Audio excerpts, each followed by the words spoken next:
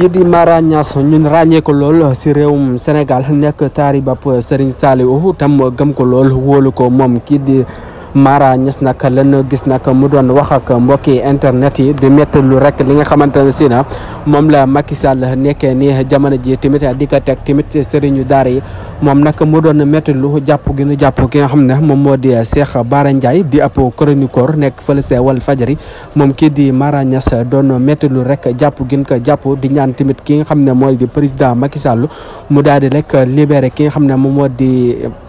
Serigne Bara borom def gis yooyu kàddu nag ba mu koy wëccee doon tiis trop si kawam doon wax na rek Macky Sall Serigne Saliou jiwu la woon li te waxulu woon lii tamit moom nag ginnaaw ba seen Sidi Mokhtar nelawee rek si la ne jàpp ki nga xamante ne si na moo de ñi nga xam ne ñoo sës si moom si mel ne Cheikh Bara mi Mara Niass nag di yëkkati yooyu la kàddu doon ko métti lool sax moom sax mujj la àggale yooyu la kàddu ndax xool bu naqari sa la daano ab jël moom kii di Mara Niass way leen tey abonné si seen chaîne bi di Buzz Total TV